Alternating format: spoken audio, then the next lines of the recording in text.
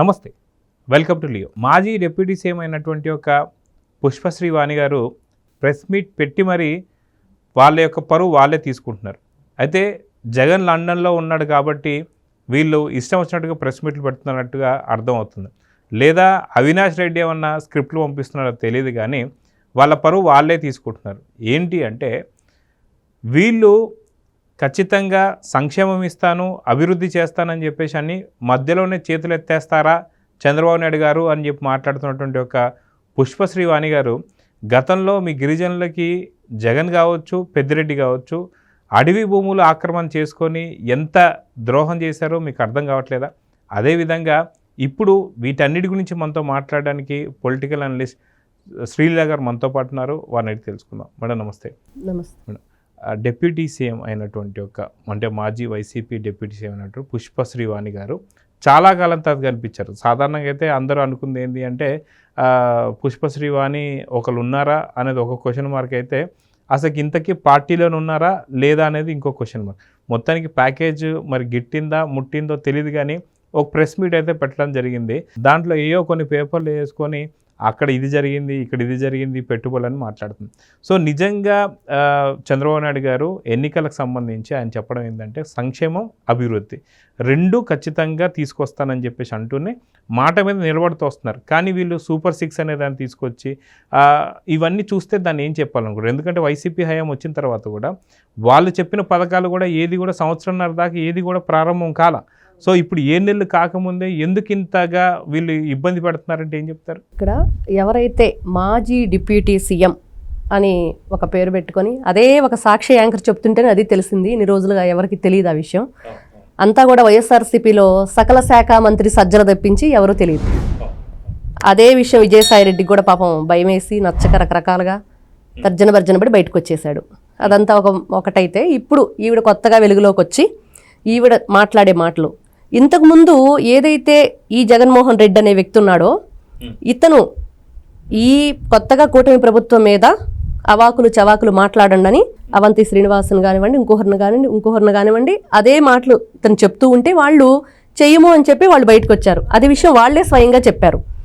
కానీ దానికి కొంతమంది ఇట్లాంటి వాళ్ళు ఖచ్చితంగా మేము ఉన్నాం, మీ వెనకాల, మేము ఎంత అడిగితే అంత ఇవ్వండి అని చెప్పేసి వచ్చినట్లుగా కొన్ని పేపర్లు ముందు పెట్టుకొని మాట్లాడతారు. అయితే వాసిరెడ్డి పద్మ గారిని కూడా మనం చూసాం. వైసీపీలో చాలా కీలకంగా ఉన్నటువంటి ఒక ఆవిడ ఇటీవలే బయటికి రావడం నిజంగా జగన్ వ్యక్తిగతంగా ఎలా ఉంటాడో అనేది పూర్తిగా వివరించింది.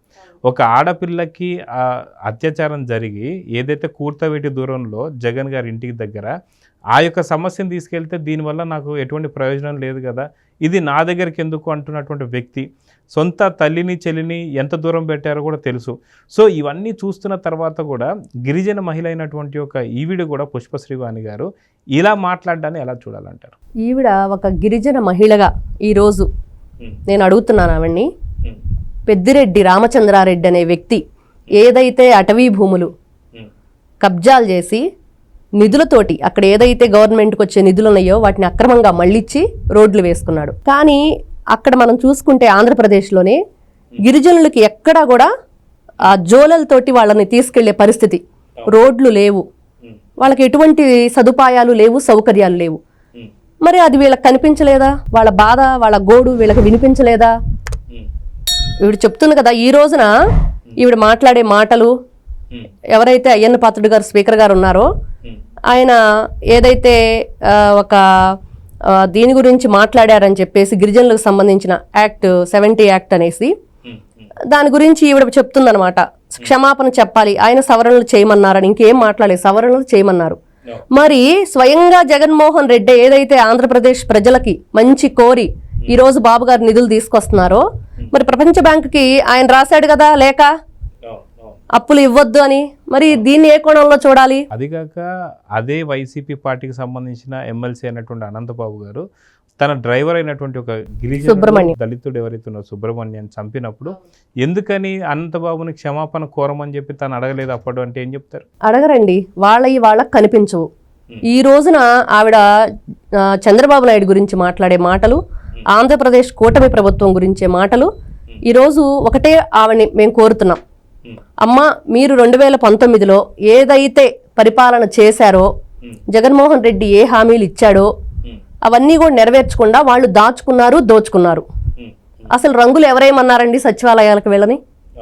ఎవరేమన్నారు? ఎందుకు వేశారు? సచివాలయాలకే కాదు, సామర్థులకే కాదు, గోడలకే కాదు, కరెంటు స్తంభాలకి అన్ని ప్రతి ఒక్కటి కూడా రంగులు మయం చేశారు. కోర్టు మొట్టికాయలు వేసింది. తీయటానికి ఒక 150 కోట్లు, వేయటానికి ఒక 150 కోట్లు. ఇవి ఎక్కడి నుంచి వచ్చినాయి? ఇది ప్రజల సొమ్ము కాదా మరి? ఇవి ఎక్కడి నుంచి వచ్చాయి? సర్వేరాళ్ళకి దాదాపు 700 కోట్లు ఫోటోలు వేయించుకున్నాడు జగన్మోహన్ రెడ్డి. ఎందుకండి అతను ఫోటోలు? ఇప్పుడు మనం ఏదైనా ఒక పంట బాగా పచ్చగా కళకళలాడుతూ ఉందంటే నలుగురు ఆ దారింటి వెళ్తూ చూస్తే దిష్టి తగిలిద్దని దిష్టి బొమ్మలు పెడతాం పొలాల్లో. అలా వేయించుకున్నాడు ఈ జగన్మోహన్ రెడ్డి. ఈ రాళ్ల మీద నా ఫోటోలు ఉంటే మీ పంటకు ఎటువంటి దిష్టి తగలదు అన్నట్లుంది. కానీ ఈ రోజున దానికోసం కూడా స్కామ్, 700 కోట్ల స్కామ్. ఈ రకంగా చూసుకుపోతే ఈవిడకి కనిపించట్లేదా అని ఫస్ట్ ఒకటే ఒక క్వశ్చన్. గిరిజనులు కాదండి, ఆంధ్రప్రదేశ్ ప్రజలందరూ కూడా ఈవిడ ఇంకొక మాట అన్నారు, బటన్ నొక్కాడు అన్నారు మా జగన్మోహన్ రెడ్డిని. బటన్ నొక్కటం అంత ఈజీ కాదు, ముసలోళ్ళు కూడా నొక్కుతారు. మరి ఇప్పుడు ఎందుకు చంద్రబాబు నాయుడు గారు నొక్కటం చేత కావట్లేదా అని అడిగింది. మాకు చేత కాదమ్మా, నిజంగానే బాబు గారికి చేత కాదు, ఆయనకు అవినీతి చేయటం చేత కాదు, వీళ్ళలాగా దాచుకోవటం దోచుకోవటం చేత కాదు. నిజంగా వాళ్ళు నొక్కిన బటన్ ఏంటంటే తండ్రి ఎట్లయితే చనిపోయాడో తెలియదు, చనిపోయిన శవాన్ని అక్కడ పెట్టేసుకొని ఈయన రాజకీయం చేసి పార్టీ పెట్టాడు. బాబాయిని ఎట్లా చంపారో తెలుసు. దీనికి ఇట్లాంటి వాటికి బటన్ నొక్కుతాడు. 2 బటన్లకి 2 బటన్లు నొక్కారు, 2 బటన్లు నొక్కాడు. అవినీతి ఆడుదాం ఆంధ్ర అన్నారు, దానికో బటను. వైజాగ్ ఏదైతే వైజాగ్లో తల్లిని ఓడించారని చెప్పేసి ఎలాగైనా సరే కక్ష సాధింపు చర్యగా అక్కడ స్టీల్ ప్లాంట్ అనేది లేకుండా చేద్దామని ఋషికొండని బోడిగుండు చేసేసి 600 కోట్లు 300 కోట్లు పెట్టేసి ఇష్టానుసారంగా ఒక పెద్ద ప్యాలెస్ అయితే కట్టాడు. ఇవన్నీ ఎక్కడి నుంచి వచ్చాయి? ప్రజల సొమ్మే కదా. ఈవిడ ఇవన్నీ కూడా ఎందుకు మాట్లాడట్లేదు? ఇప్పుడు చంద్రబాబు నాయుడు గారు బటన్ నొక్కటం చేత కాదు, నిజమే. ఆయనకు ఒకటే తెలుసు, అభివృద్ధి ఎలా చేయాలి, సంక్షేమ పథకాలు ఎలా తీసుకురావాలి, ప్రజల్ని ప్రగతి పదం వైపు ఎలా నడిపించాలి. ఇవే బాబు గారికి తెలిసిన విషయాలు. నిజంగానే జగన్మోహన్ రెడ్డికి మాత్రమే తెలిసిన విషయం బటన్ నొక్కటం. ఆ బటన్ నొక్కటం అనేది కూటమి ప్రభుత్వంలో ఎవరికీ చేత కాదు. ఇది మాత్రం ఖచ్చితంగా ఒప్పుకోవాలి. ఆవిడ అన్నట్లుగా ఇది మాత్రం ఖచ్చితంగా ఒప్పుకొని తీరాల్సిన విషయం. అయితే నిజంగా సంక్షేమము అభివృద్ధి అంటున్నారు. సో ఇప్పటిదాకా 7 నెలలు అయితే అయిపోయింది. ఈ 7 నెలల్లో నిజంగా కూటమి ప్రభుత్వం కావచ్చు, చంద్రబాబు నాయుడు గారు కావచ్చు, అభివృద్ధి ఏం చేశారు, సంక్షేమం ఏం చేశారు అని చెప్పి వైసీపీ అడిగితే మీ సమాధానం? ఇక్కడ ఒకటేనండి, జగన్మోహన్ రెడ్డి 2019లో ఒకటే చెప్పాడు, అవ్వ తాత పెన్షన్లు ఇస్తాను అని 1000 రూపాయలు పెంచుతానన్నాడు. ఏం చేశాడు? చివరకు అతను పదవి నుంచి జనాలు నాకొద్దు బాబు అని చెప్పేసి వాళ్లే బటన్ నొక్కారు. నాకొద్దు అని చెప్పేసి బటన్ నొక్కేదా తెచ్చుకొని 250 రూపాయలు 250 రూపాయలు పెంచుకుంటూ పోయాడు. మొదటి సంవత్సరం ఇవ్వకుండా 1.5 ఇయర్ తర్వాత ఇప్పుడు 8 నెలలకి 7 నెలలకి వీళ్ళు గగ్గోలు పెడుతున్నారు. అతను 1.5 ఇయర్ కూడా ఎటువంటిది కూడా లేదు, ప్రజలకి వరగబెట్టింది. అట్లాంటి వ్యక్తి జగన్మోహన్ రెడ్డి. కానీ కూటమి ప్రభుత్వం ఏం చేసింది? అంతకుముందు వాళ్ళు ఏదైతే ఎన్నికల్లో హామీ ఇచ్చారో 4000 చేస్తామని ఈ 3 నెలలు కూడా ఎలక్షన్ కోడ్ లో ఇవ్వలేకపోయారు. కాబట్టి ఆ 3 నెలలకు సంబంధించిన 3000 రూపాయలు కూడా 1000 రూపాయలు కలిపి ఈ 4000 కలిపి 7000 రూపాయలు ఇచ్చిన ఘనత ఒక్క టీడీపీ కూటమి ప్రభుత్వానికి మాత్రమే చెందిద్ది. ఇది సంక్షేమం. ఇంటికి తీసుకొచ్చి ఇస్తున్నారు.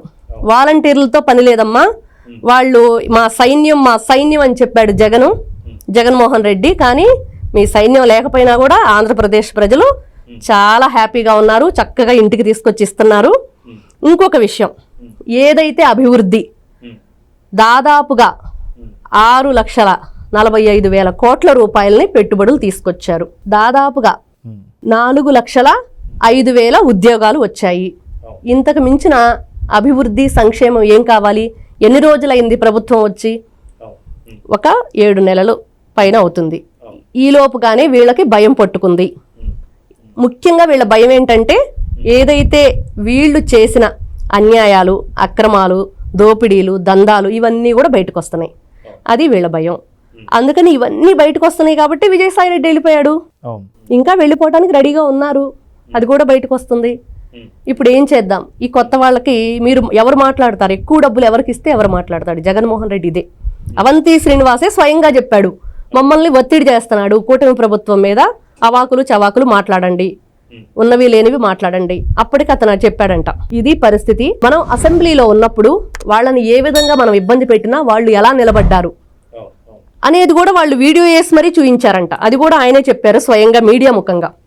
ఇవన్నీ ఒకసారి ఎవరైతే మాజీ డిప్యూటీ సీఎం అని చెప్పుకుంటున్నారో ఇప్పుడు సాక్షి మీడియాలో, వాళ్ళు ఒకసారి వెనక్కి వెళ్ళి వాళ్ళు చేసిన పరిపాలన ఎలా ఉందో, ప్రజలు ఎందుకు జగన్మోహన్ రెడ్డి ఇప్పుడు చంద్రబాబు నాయుడు గారు బటన్ నొక్కలేకపోతున్నారు, ప్రజలైతే నొక్కి 11కు పరిమితం చేసి అవి కూడా మైనస్ అయ్యి ఈ రోజున మీరు ఏ స్థాయిలో ఉన్నారో ఖచ్చితంగా తెలుస్తుంది.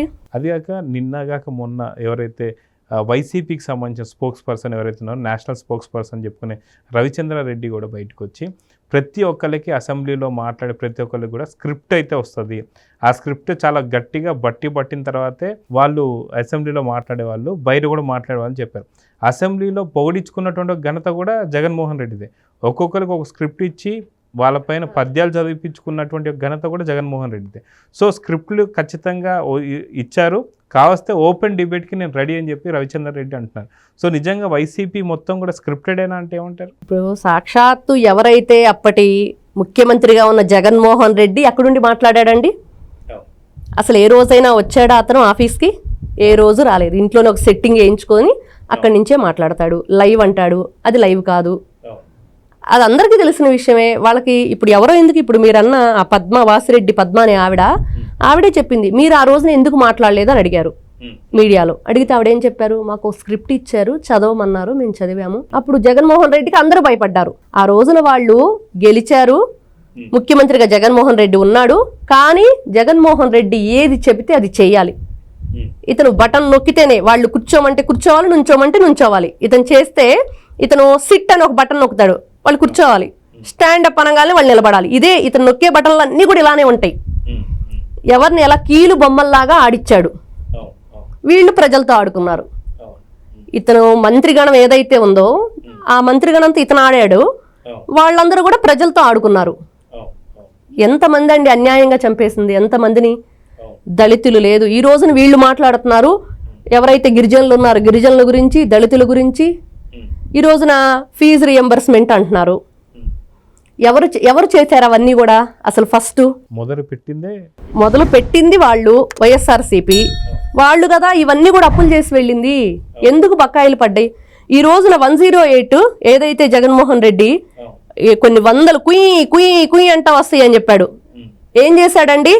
ఈ మధ్యనే కొత్తగా వెలుగులోకి వచ్చిన విషయం 108 గురించి.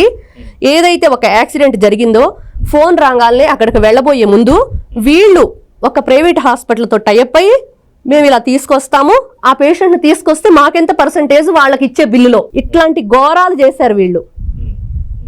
ఎందుకు అప్పులు అవుతాయి?